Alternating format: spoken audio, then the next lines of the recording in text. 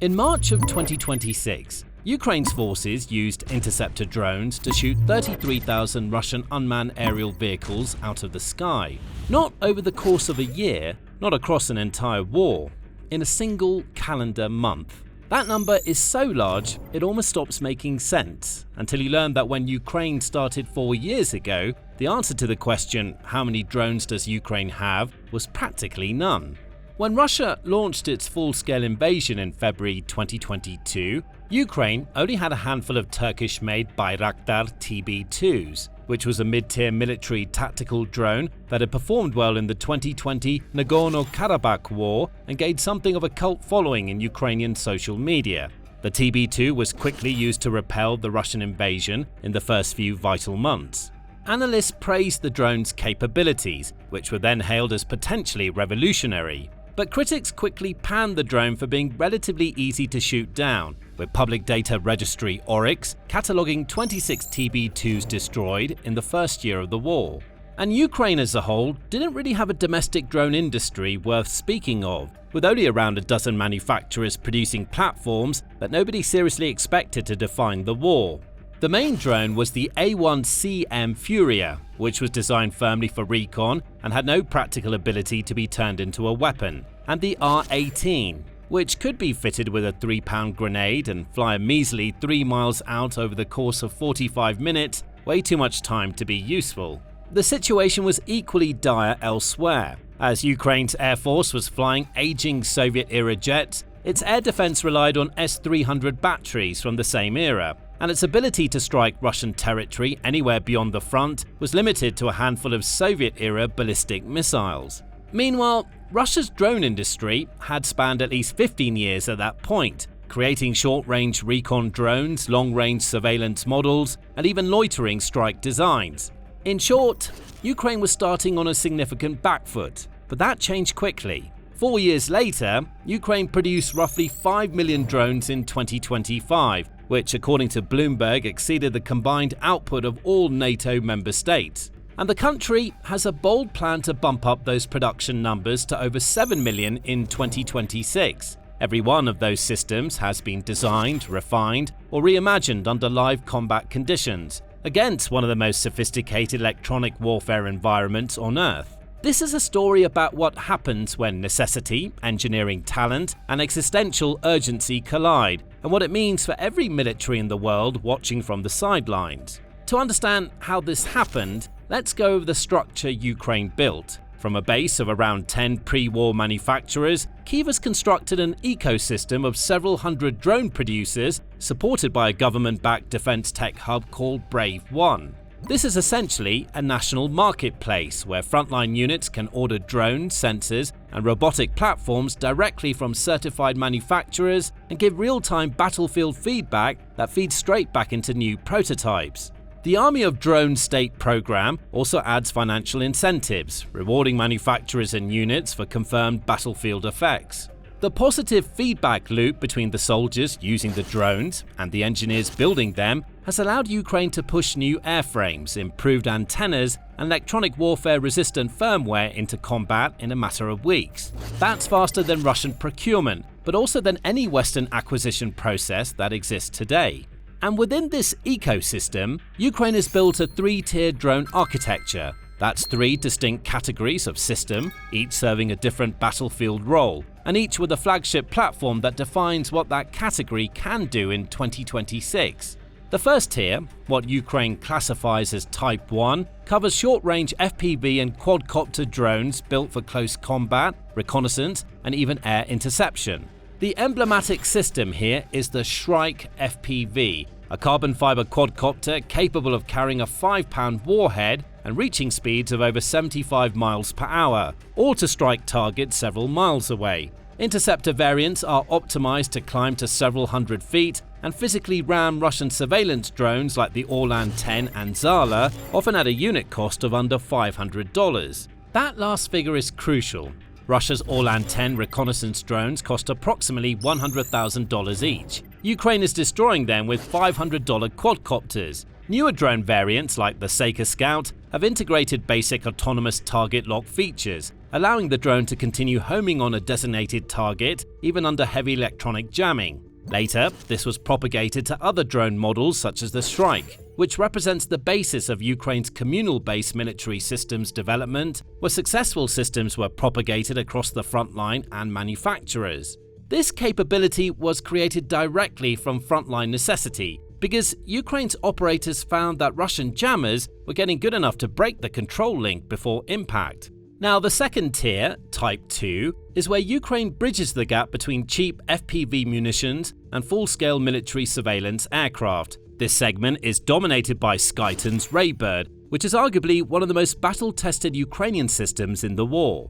With a wingspan of around 10 feet, a maximum takeoff weight of roughly 50 pounds, and an endurance approaching 28 hours, Raybird has a mission radius extending to 1,600 miles, which would cover most of Russia if needed.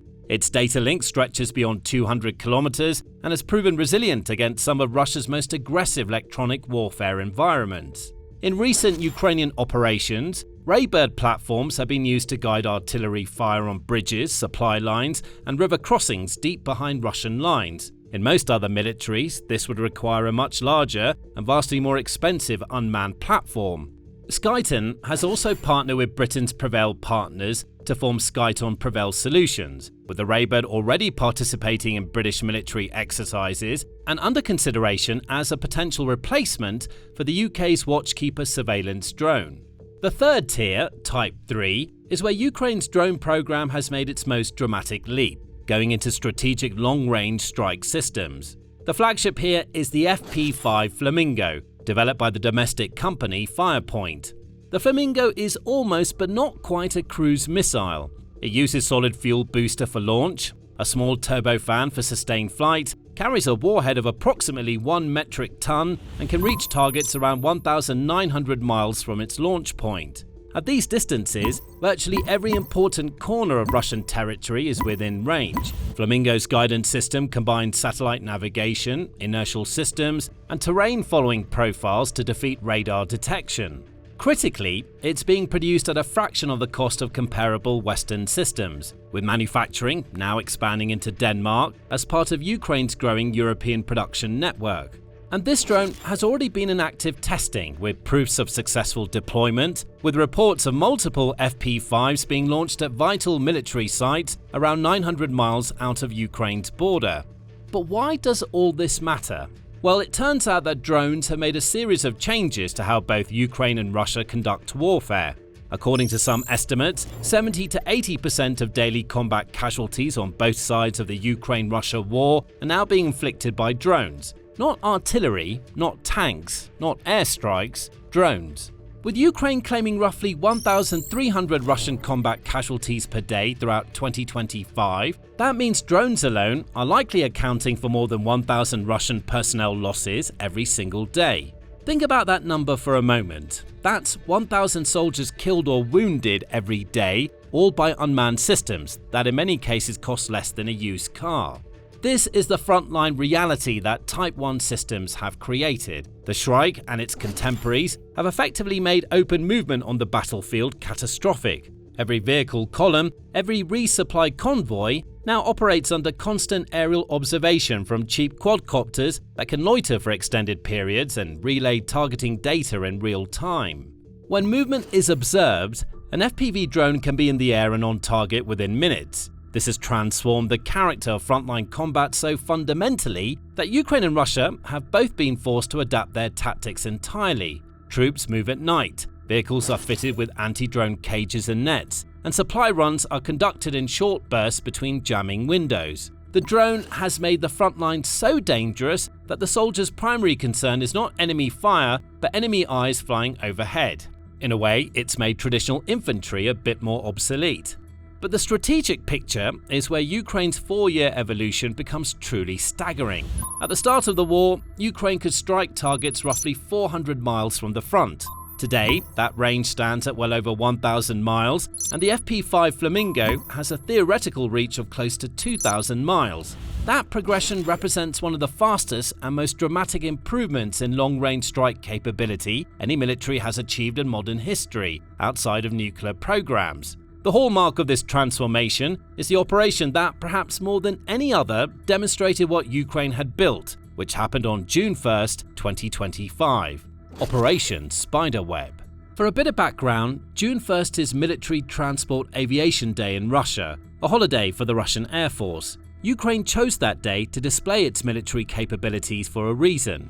In a coordinated operation 18 months in the planning, Ukraine's security service smuggled 117 FPV drones into Russian territory inside hidden compartments beneath the roofs of ordinary-looking cargo trucks, hauling what appeared to be prefabricated housing modules. Civilian truck drivers, hired through normal freight channels and with no knowledge of what they were carrying, drove those trucks to pre-selected positions near 5 Russian air bases: Belaya in Irkutsk, deep in Siberia, Olenia near Murmansk in the Arctic Circle, Diaghilevo near Ryazan, just 100 miles from downtown Moscow, Ivanovo-Severny, northeast of Moscow, and Ukrainka in the Russian Far East. At the appointed hour, the roofs of the mobile homes were remotely opened simultaneously across 5 time zones, and all the drones launched toward the flight lines. The results were extraordinary. According to Ukrainian officials and corroborated by satellite imagery analyzed by Jane's Intelligence and other OSINT organizations, 41 aircraft were destroyed or damaged, including 2 95MS and 2 22M3 strategic bombers and rare A-50 airborne early warning and control aircraft. Ukraine claimed the strike damaged approximately a third of Russia's strategic cruise missile carriers at its main air bases. These platforms were worth an estimated $7 billion in total, all destroyed by drones that collectively cost a small fraction of that. Russian President Vladimir Putin immediately warned of retaliation. President Donald Trump called Putin for a 75-minute phone call to discuss the strike. Russian state media, including Pravda, noted that attacks on nuclear-capable aircraft met the conditions Russia had defined for nuclear weapons use in its own doctrine. And crucially, the entire Russian strategic bomber fleet was forced to disperse and partially conceal itself, a significant operational disruption to Moscow's ability to launch cruise missiles that had been hitting Ukrainian cities for years.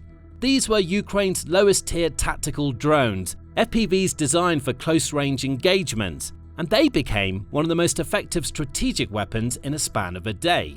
But Spiderweb demonstrated more than just the ability to project power at range. It was the fusion of intelligence, logistics, timing, and miniaturized precision that defines modern asymmetric warfare at its highest level. Ukraine didn't need a long-range bomber fleet to strike Siberia. It needed engineers, patience, and a few hundred drones that fit in the back of a truck.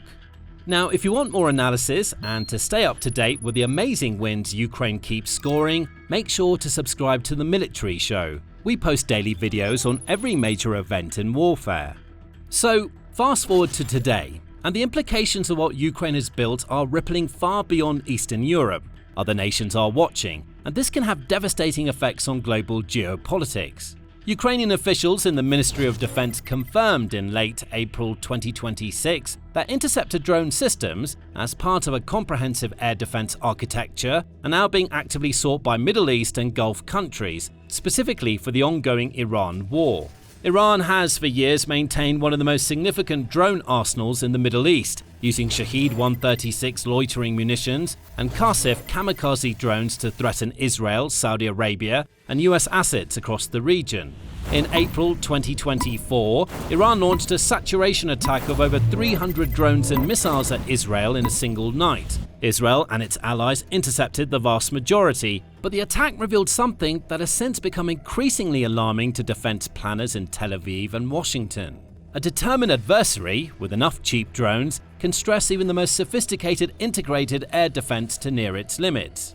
Ukraine is on the brink of solving that problem, and while it's still using Western donations like Patriot batteries, Iris-Ts and NASAMS, this equipment is used firmly for bigger threats like ballistic missiles or actual aircraft. For the most part, it's the cheap, expendable and adaptable interceptor drones that are making the most difference in day-to-day operations. Iran watched Ukraine build that system, and the question that every analyst in the Middle East is now asking is what happens if Iran applies Ukraine's lessons to its own program. Iran's defense industrial base is not Ukraine's, but it is substantial, increasingly indigenous, and has demonstrated the ability to produce systems like the Shahed 238 jet-powered variant and reportedly the Shahed 161 stealth drone that emerged in late 2025. If Iran were to develop a large-scale interceptor drone capability or apply Ukraine's FPV saturation tactics to its own defensive drone doctrine in a renewed confrontation with Israel, the Iran conflict could become much more complex and lean towards what we're seeing in Ukraine. In short, American and Israeli air defenses are expensive, but the proposed Iranian FPV drones, when produced at scale, wouldn't be. This is the proliferation risk that makes the Ukraine drone technology and progress so important on a global scale. The technology is not inherently classified, and the principles behind a $500 FPV interceptor are not state secrets. What took Ukraine 4 years of desperate wartime innovation can potentially be absorbed, adapted, and replicated by other actors in a fraction of that time. The Middle East and Gulf countries racing to buy Ukrainian interceptor technology are doing so because they understand this risk better than most. But there is another dimension to the Ukraine drone story that cuts in the opposite direction. Ukraine is not just selling its expertise, it's actively embedding it into the European defense industrial base through an unprecedented wave of joint ventures and co-production agreements. In December 2025, Germany's Quantum Systems and Ukraine's Frontline Robotics formed Quantum Frontline Industries. This is the first German-Ukrainian drone manufacturing joint venture, housed near Munich, and targeting production of 10,000 Lenza drones annually by the end of 2026. Germany's government-backed Build with Ukraine initiative, announced the same month, allocated approximately €2 billion to subsidize Ukrainian defense manufacturing in Germany or Ukraine. German Defense Minister Boris Pistorius joined Ukrainian President Volodymyr Zelensky for the ribbon-cutting ceremony in February 2026. Meanwhile, in the UK, Ukrainian firm Ukra Spec Systems has established manufacturing operations producing Shark reconnaissance drones and Octopus interceptors, while Skyton Prevail Solutions is building Raybird production capacity that the British Army is evaluating as a direct replacement for its own UAV. In Denmark, Firepoint is setting up production of long-range drones, including the FP-5 Flamingo cruise missile. Ukraine has signed drone co-production agreements with Norway and a signal to Italy's government that similar arrangements are possible there. In April 2026, the European Commission unveiled the results of its 2025 European Defence Fund call for proposals. 57 collaborative research and development projects receiving a combined €1.07 billion in EU funding, with Ukraine's battlefield knowledge explicitly referenced throughout as the foundation for the programme's priorities. At least 4 separate initiatives are devoted specifically to loitering munitions and affordable mass drone production. For the first time, Ukrainian entities are eligible to participate in European Defence Fund projects as subcontractors and third-party recipients. The EU's European Defence Industry Programme has additionally committed €1.5 billion to scale critical capabilities, including counter-drone systems, with €260 million earmarked specifically for Ukraine's defence industrial base under a Ukraine support instrument. Ukraine and Romania are also preparing joint manufacturing projects under EU's SAFE programme worth €200 million. What this means in practice is that NATO, even without Ukraine as a formal member, has direct access to the combat-proven drone engineering that 4 years of frontline warfare produced. Ukraine's Brave One hub reported publicly disclosed investment in its defense tech companies, rising from $1.1 million in 2023 to over $105 million in 2025. The Council on Foreign Relations describes Ukraine's defense industrial base as having evolved into a pillar of Europe's future security, with its innovative defense sector, especially in drones, autonomy, electronic warfare, and battlefield software. Ukraine is representing the leading edge of what any military in NATO will want to procure and replicate in the decade ahead. So here's the broader picture that all of this adds up to. For most of the 20th century, military power was synonymous with industrial mass. The country that could build the most tanks, fly the most jets, and sustain the highest rates of artillery fire would generally win.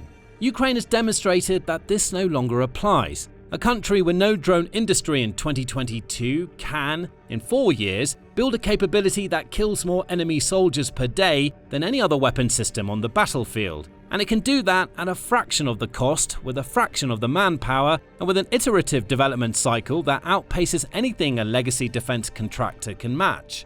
The side that masters drone warfare in the 21st century will not simply hold a tactical advantage, it will hold a strategic one that extends far beyond the battlefield. Because drone supremacy is also economic supremacy. The ability to impose catastrophic costs on an adversary while keeping your own expenditure low fundamentally changes the math of what a state can afford to sustain.